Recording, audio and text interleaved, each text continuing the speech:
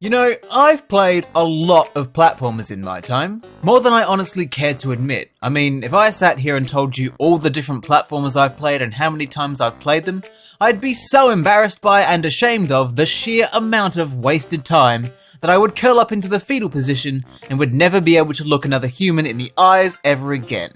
So I'll just leave it vague and tell you that I've played a lot of platformers.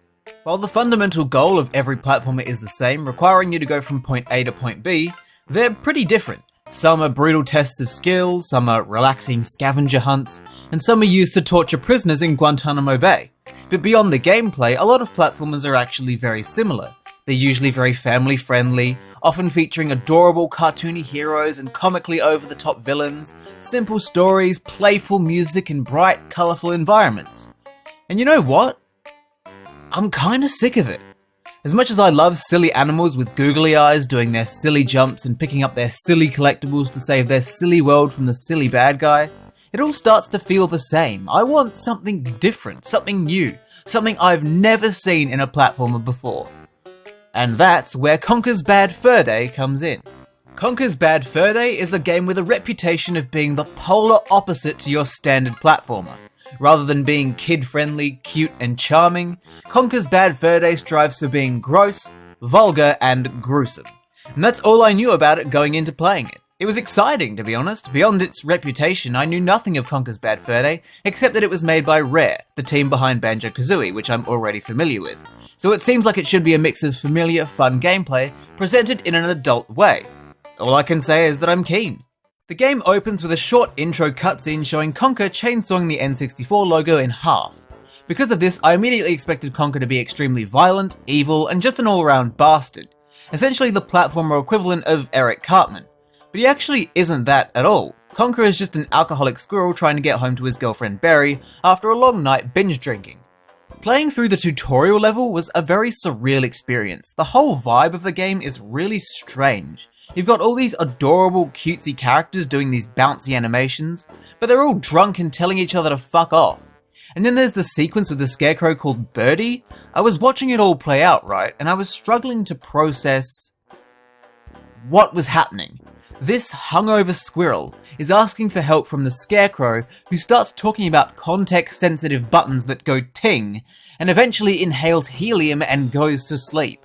I mean, I get that it's teaching you how to use the context-sensitive buttons, but it was just so bizarre. I started to think that maybe I'm the one who's been binge drinking. Like, was this a tutorial or was it a fever dream? In all honesty, I'm still not entirely sure, and that's sort of a recurring theme across the whole game.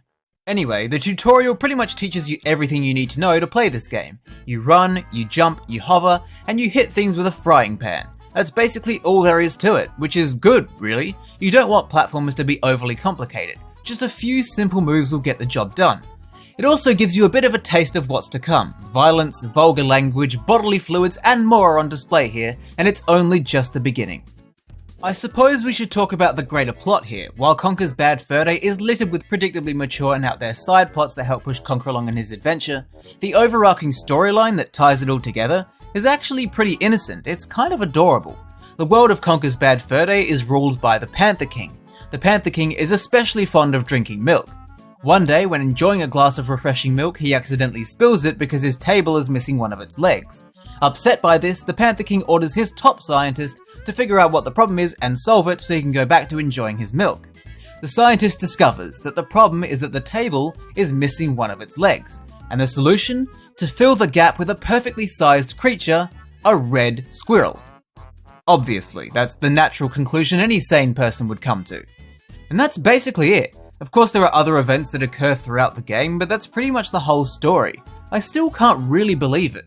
With all the vulgarity and maturity the game is going to throw at me, it seems like it's too silly of a story to be the real deal, but it's the real deal.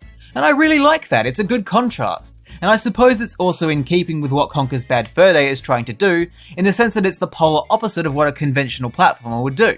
Rather than the main villain wanting to take over and or destroy the world, or kidnap a princess, or anything over the top like that, the Panther King just wants to drink his milk without spilling it. And I like it, it's refreshing, like a glass of nice cold milk.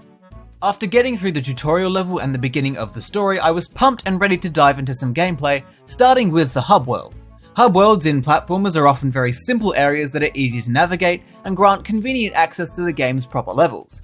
They're also, generally, quite nice to look at. This hub world is not. The hub world in Conker's Bad Fur Day is a mess. Upon first wandering into it, you're given pretty much no direction. It isn't made clear what you're actually supposed to do first.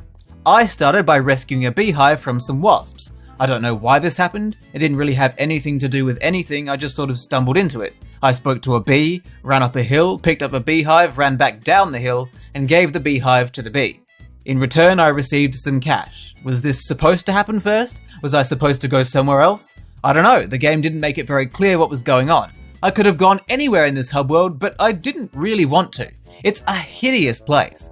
Most hub worlds, like I said, are easy to navigate and they look nice. This one isn't and doesn't. Instead of having clear and obvious layout like every other hub world, this one is a bunch of hills, mountains, cliffs and rivers mashed together.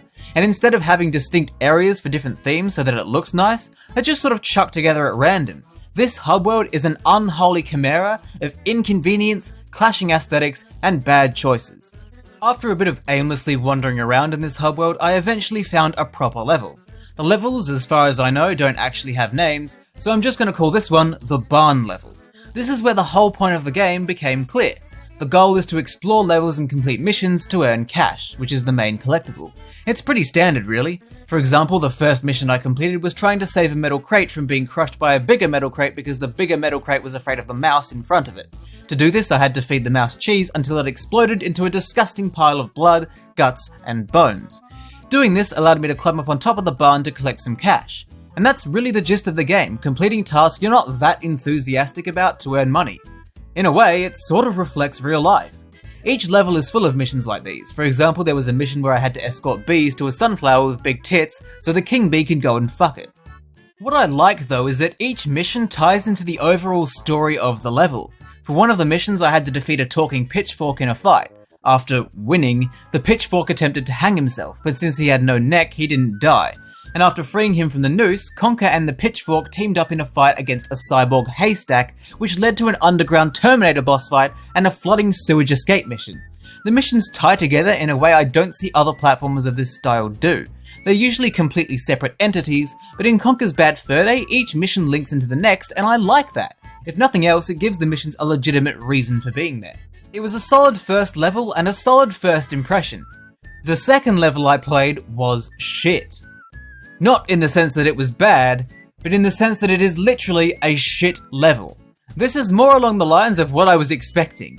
Up until this point, the game had mostly been pretty tame. Squirrels with hangovers, well-endowed sunflowers, pitchforks committing suicide, that's nothing special, you can see that anywhere. But levels about actual shit? This is what I was anticipating. I was expecting the game to be unnecessarily vile and disgusting, and this shit level is exactly that. It also highlights just how jarring the game's whole vibe is. I said it earlier, but you have all these adorable cartoon characters in this colourful, vibrant world being subjected to extreme violence and every bodily fluid you can imagine. I mean, even in the shit level, you force these cartoon cows to have diarrhea and then you pulverize them. And then you've got a boss fight against a giant shit performing an opera. Like, it's funny, but also, Jesus Christ, it's a bit much sometimes. The next level I played was a lot tamer than that. I mean, there was a section where you had to piss on some stoners and fight a boiler with a pair of balls so large they'd make any man look down in shame, but beyond that, this level behaved itself. Because of that, I had a much easier time focusing on the gameplay. What I noticed was that the gameplay was very, very basic. A lot of what you do is running around in search of something, and to be fair, that is a core component of the gameplay in platformers, but in this game, that's most of what you do. For example, in this level, one of the missions is just running around in circles trying to catch cogs. Earlier on in the barn level, the missions were all about running around finding cheese and bees. There isn't anything inherently wrong with that, it's just extremely basic. The game does attempt some proper platforming every so often. This level has a tower climb in it, for example, but it wasn't really that fun, especially because the wonky camera made it hard to tell if you were properly lined up with the plank you're supposed to balance across. There was also a lot of swimming in this level, and the swimming controls pretty awkwardly. Even now, I'm not sure how you're actually supposed to get Conker to swim in a straight line. He just sort of flails around. Maybe that's because squirrels aren't natural swimmers and the developers were trying to reflect that. But then again, they aren't natural alcoholics either, so I don't think they're going for biological accuracy here. What I also noticed was that a lot of the interesting stuff was linked to the context-sensitive buttons. Pretty much everything you do in this game that isn't running around is linked to context-sensitive buttons. Attacking with slingshots or getting drunk and pissing on people, for instance, is something you can only do if a context-sensitive button allows it. Again, not inherently a bad thing, but it does make the gameplay more restrictive, I feel. I think they could have easily given Conker a few extra moves rather than making everything remotely interesting in the game rely on standing on a special circle and pressing B. At first, I didn't think this was too much of an issue because I was enjoying myself with the game. I noticed that everything was really simple, the gameplay was somewhat generic, and there wasn't much about it that really struck me as especially interesting, exciting, or impressive, but despite that, I was having fun. I was enjoying myself, so it must be doing something right. Which is confusing, because I play games for good gameplay. So far, the gameplay here is, at best, only okay. So why am I enjoying myself so much? It was during my playthrough of the prehistoric level that I realized what was actually going on. The main appeal of Conker's Bad Fur Day is its personality. The fact that it is vulgar, gross, inappropriate, and quite literally full of shit is the whole point. That's why people play this game. It's funny and it's something different. There's no other platformer out there with a personality and vibe quite like Conker's Bad Fur Day. It's brilliant and I applaud that. However, once the novelty of its humor wears off, you start to see the game for what it really is. I've cracked it. The game's sense of humor is a distraction. You can't comprehend what it is you're actually doing because you're too busy cackling at the absurdity of the game's coarse demeanor. It's tricking you into thinking you're having a good time and playing a fun game, but it's a lie. If you remove the personality from the game, what you're left with is admittedly pretty boring gameplay. It's just lots of running around, going from point A to B. And yes, that is what platformers are all about, but in most decent platformers there are at least obstacles or some level of challenge. This game doesn't have that. It's just running around. On rare occasions you may have to avoid some kind of hazard, which is exciting, but that doesn't happen very often. And when you're not just running around, you're solving extremely boring puzzles. It's all well and good having a strip club level, until you realize said strip club level involves slowly and tediously making a drunk Conker piss on rock people so they roll up in the fetal position ready to be pushed onto switches. It's boring. Okay, maybe I'm exaggerating a bit. It's not that bad. But I stand by the fact that Conker's Bad Fur Day is a bit lacking in the gameplay department. And when it comes to video games, that is the most vital department. You can have a game that is both fun in terms of personality and gameplay. You don't have to sacrifice one to have the other. That being said, it's not all bad. While things like solving tedious puzzles and escorting brain-dead NPCs isn't exactly fun, there are some gameplay elements that are done well, like the bosses. As far as platformers go, the boss fights in this game are actually pretty good. I've played my fair share of games where the bosses are complete chumps, so I was pleased to see that this game provided some fun and memorable boss fights. And there are actually some decent platforming segments scattered throughout the game as well, like the sewage escape in the barn level. It's not all as rough as I'm making it out to be, but it still has a lot of room for improvement. After having my realization that most of the fun is coming from the game's personality rather than its gameplay, and that the gameplay isn't actually all that great, my levels of enjoyment started to dip a bit, but I was optimistic that the next part of the game would be a blast.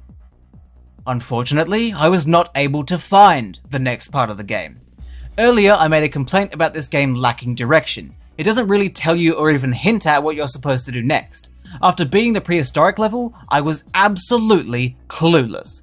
I spent an hour aimlessly running around trying to figure out what to do. I eventually ended up at a windmill only to be told that I didn't have enough cash to continue to the next level, so I had to go back through the levels I'd already been through looking for cash that I missed, since there was no way to check which collectibles I'd picked up and which ones I'd missed. It was a colossal waste of time. I eventually found some cash that I missed on top of the tower in the catfish level, but honestly this never should have happened. I get that this is partially my fault because I missed some cash, but the game really needs to be more obvious with what it is you're supposed to do. It was just a frustrating waste of time that could have been avoided if the game made it clear what was expected of me, or at least let me know if I've collected everything in each area. I eventually did make it to the next level, hoping that it would be worth the pain it took to get there. And initially I was expecting to enjoy this level since it was spooky themed, and that's always a fun theme for a level. In terms of the way it was presented, the level was brilliant. The atmosphere was chilling and ominous, the characters involved were creepy, it was genuinely somewhat unsettling. And as I've come to expect with this game, there was an excessive amount of some kind of bodily fluid. Earlier on, we had a level based on shit, plenty of vomiting, there were multiple levels that involved pissing on enemies.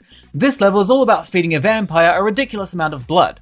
All we're missing at this point is cum, although considering how many well-endowed characters there are in this game, I think we're supposed to supply that ourselves.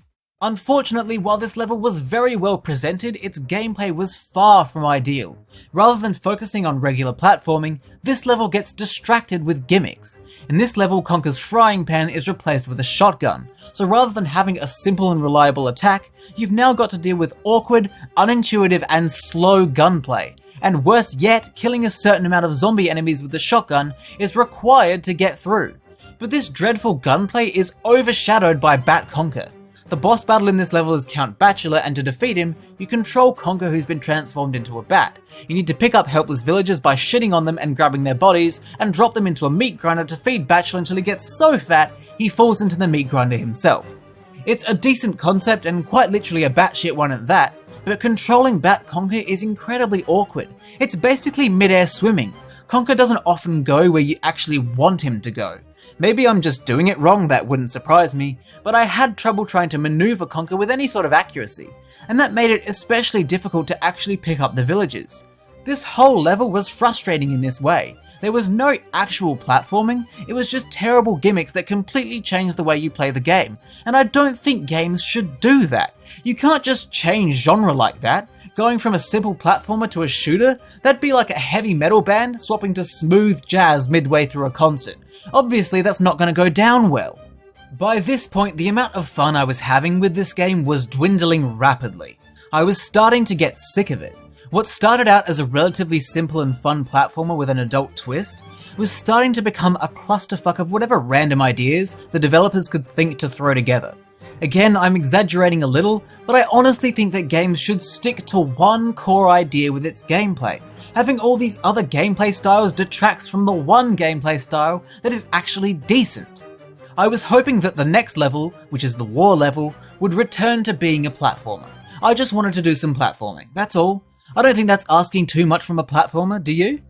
It started off promising with some normal gameplay, but just as I was getting my hopes up for a decent level, the game bombards me with a shitload of gimmicks. I'm just gonna come out and say it. Conker's Bad Fur Day is a bloody mess. The war level highlights nearly everything that is wrong with this game. From the start to the end, this level demonstrates almost every negative thing about this game. Firstly, the lack of clear direction. In the beginning of the level, you're tasked with blowing up a plane that has crash landed. To do so, you need to guide 2 TNT imps to the plane and detonate them using a context-sensitive button. But in order for the context-sensitive button to work, you need to power it up. At no point in the level are you told how to do this. It's not even implied that that's what you need to do. What you're supposed to do is lure an electric eel through 3 archways that it'll power up the context-sensitive button. Not something you would be able to guess if you went into it blind like I did. The mere presence of an electric eel implies that you'll be electrocuted the moment you touch the water. Once you get past this section, you head into the meat of the level. And rather than being based on Conker's standard platforming, the rest of this level is based around more of Conker's shitty gunplay. You spend most of this level wandering through tight hallways, shooting down evil teddy bears, and most of the time they jump in out of nowhere, making it very hard to react, position yourself and fight back before they just slaughter you. Eventually you'll come across Rodent, an NPC you have to escort so that he'll take mind blasts and protect you, but because he's brain dead, he won't follow if you're too far in front. You literally have to hold his hand and slowly plod along with him until you eventually reach the end of that section. Incredibly slow, incredibly boring, and incredibly frustrating when he doesn't even take the blast for you. After that, you're then forced into a vehicle, a tank with which you must destroy a tower. As far as vehicles in video games generally go, it isn't the worst, but it's still not great. It's just awkward enough to be slightly irritating. It does have tank controls after all, and you aren't given much ground to move around on, so it's not a very comfortable experience. Destroying the tower with the slightly irritating tank then leads you to a boss fight. The boss fights so far in this game have been pretty good, so I was expecting something good here. But like everything else in this level, this boss fight relies on a gimmick, this time more gunplay, only instead of guns, it's a bazooka. And then after defeating the boss, you have a self-destruct escape sequence where you combine the hallways, gunplay, and swarms of enemies with a time limit, resulting in a gauntlet that is incredibly difficult and basically boils down to trial and error. I know earlier I was saying that the game should be more challenging, but I meant it should be challenging to play, not challenging to enjoy. This whole level is fucking bad. The only redeeming quality is that it maintains the game's mature personality that slightly eases the pain of slogging through it, but that's it. This level has nothing else worth seeing. And the thing is, all these problems in this level are consistent throughout the whole game. Lack of direction is something I've brought up multiple times already. The game doesn't make it clear where to go or what to do. I'm not expecting the game to hold my hand and escort me as if I'm a brain-dead NPC, but it should at least point me in the right direction so I don't spend hours running around in circles trying to figure out what the fuck I'm supposed to do. Gimmicks and vehicles are littered throughout the game as well. You've got hoverboards and bats and guns and turrets and drunkenness and all this other shit. Keep it fucking simple. Pick a thing and stick to the thing. Stop throwing all this other random crap at me and make one style of gameplay good. Escort missions with brain-dead NPCs. Doesn't happen too often in this game, but often enough for me to want to bitch about it. The only thing the war level was really missing was tedious and boring puzzles, but to be honest, I'd rather a level full of those than more of that shitty gunplay. Up until this point, I thought these issues were minor, problems that surfaced once every so often, but not often enough for me to lose the will to live. However, seeing all these issues come together in one level was torture. This level is my villain origin story. After beating the war level, I was at my breaking point. I googled, in these exact words, how fucking long is Conker's Bad Fur Day? And I was so relieved to see that there was only one level left. So I drew upon whatever willpower I could muster and headed to the bank level. The bank level is another level all about gunplay. I don't know why they decided to turn this game into a third-person shooter towards the end, but I'm well past caring about what drugs the developers were taking during the creation of this game. Luckily, the gunplay here isn't nearly as bad. Thanks to the context-sensitive buttons, it's a pretty straightforward and somewhat amusing Matrix parody that only lasts a few minutes. Thankfully, the game ends on a fun note, which helped put me at ease and relax about what I had been through to get to this point. The end of this game is completely bonkers. The plot twist is that the scientist in charge of fixing the Panther King's table actually planted an alien egg inside him. The alien bursts out from the Panther King's chest and attacks Conker while the bank is now up in space. Conker fights the alien, and just as the alien is about to kill Conker, the game freezes, and Conker, in a glorious fourth wall break, asks the game's programmers to transport him out of space and into the Panther King's throne room, where he kills the alien and becomes king of all the land. His victory is celebrated by all the wacky and wonderful characters he met along the way. This game really is a fever dream. I ended this game with mixed feelings. In its entirety, I think that Conker's Bad Fur Day is a fun game. Among platformers, it definitely stands out as being different. I don't think there are any other platformers like this. No platformers are as crude, vulgar, or mature as this game is. And I think it's made even more entertaining by the cartoony visuals and music. But I do genuinely think that the game is carried by its personality. Without its sense of humor, Conker's Bad Fur Day wouldn't really have anything going for it. The standard gameplay is fine, but there are a lot of faults with it. Lack of direction, lots of gimmicks. The camera isn't even that great either. And the negatives really start to take over the longer you play the game. It really is the game's charm that makes it a somewhat enjoyable experience.